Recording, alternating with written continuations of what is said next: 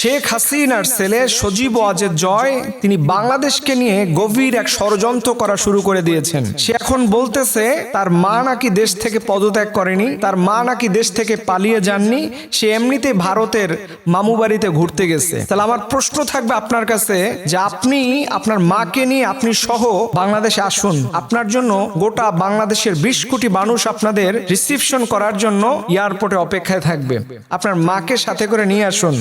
অন্তত বাংলাদেশের কোনো জায়গায় যদি তার থাকার জায়গা নাও হয়, তার তৈরিকৃত আয়না ঘরের মধ্যে তাকে রাখার ব্যবস্থা এদেশের ছাত্র সমাজ, তরুণ সমাজ এই সুব্যবস্থাটুকু অত্যন্ত করে দিবে। যদি আপনার সাহস থাকে আপনি নিয়ে আসুন আপনার মাকে এই বাংলাদেশের মধ্যে। একজন মহিলা যিনি সর্বোচ্চ অন্যায় করার পরে যখন দেখলো তার এই গদির মধ্যে আর টিকে থাকা যায় না, আল্লাহ তাআলার ক্রোধ, আল্লাহ তাআলার আযাব আর গজবের কারণে সে দেশ থেকে পালাতে বাধ্য হলো, এরপরেও তার ছেলে বলতেছে সে নাকি পালিয়ে যায়নি। দেখেন এই কথার সাথে একটা কোরআনের আয়াতের রিলেট আমি খুঁজে পেয়েছি। আল্লাহ তাআলা কোরআন আল কারীমের সূরাতুল বাকারার 61-62 নম্বর আয়াতের দিকে তিনি বললেন, দুরিবাত আলাইহিমুয যিল্লাতু ওয়াল মাসকানাতু ওয়া বাউ বিগদাবিম মিনাল্লাহ।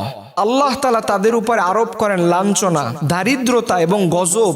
এটা যখন তাদের উপর পতিত হয় তারা সেই জমিনে টিকে থাকতে পারে না। কোরআনের আয়াত আজকে তার জীবনের সাথে বাস্তবায়ন হয়েছে। সে লাঞ্ছনার সাথে আল্লাহর গজব পেয়ে এবং দারিদ্র অবস্থায়, তার এমন কিছু ছিল না যে সে দেশ থেকে তার নিয়ে যাওয়ার মতো, দারিদ্র ভিক্ষুকের মতো, চোরের মতো এদেশ থেকে পালিয়ে যেতে বাধ্য হয়েছে।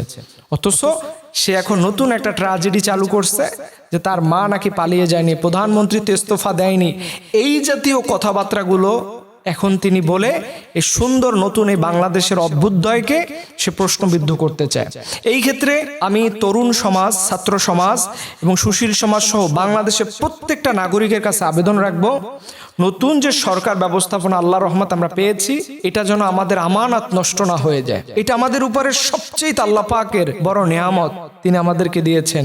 গত 16-17 বছর সর্বোচ্চ জুলুমের সেই দিনক্ষণ থেকে আল্লাহ তাআলা আমাদেরকে বাঁচিয়ে নিয়ে তিনি এরকম একটা সুন্দর সুফলা শস্য শ্যামলা সোনার বাংলাদেশে নিরাপদে বসবাস করার যে মালিক ব্যবস্থা করলেন, এইটা যদি কোনো একজন মানুষের কারণে ক্ষুণ্ণ হয়, এটা যদি ভেঙে যায়, কিয়ামতের দিন যার কারণে হবে তিনি আল্লাহ তাআলার কাছে সর্বোচ্চ তার শাস্তি আল্লাহ তাআলা দিয়ে থাকবেন। এর জন্য স্বাধীনতা করার চাইতেও স্বাধীনতাকে টিকিয়ে রাখা সবচেয়ে বেশি কঠিন একটা বিষয়। এর জন্য আসুন আমরা এই জাতীয় কোনো মামুবাড়ির উস্কানি, কোনো পলাতক উস্কানি মানুষদের কথা দিয়ে আমরা বিভ্রান্ত হব না। আমরা এই দেশকে গড়ার জন্য নিরপেক্ষভাবে, স্বাধীনভাবে এবং কোনো সরকারি তোষামদি না করে আমরা একটা নতুন বাংলাদেশ গড়ব। এই ক্ষেত্রে আমরা সবাই যেন আমাদের এই নতুন গভর্নমেন্টকে সহযোগিতা করি। নতুন আন্দোলন প্রয়োজন হলে সেখানে করব, তবে আমরা এদেশে আর কোনো মাফিয়ার স্থান এদেশে করতে দিব না। এর জন্য নতুন সরকারকে আমরা সর্বাত্মকভাবে সহযোগিতা করব এবং তাদের ভুল ত্রুটি হলে আমরা সেটা আলোচনা করে তাদেরকে জানিয়ে দেব। আল্লাহ রাব্বুল আলামিন আমাদের এই নতুন স্বাধীনতাকে স্থায়ীভাবে আল্লাহ তাআলা কবুল করুক। সবাই বলুন আমিন।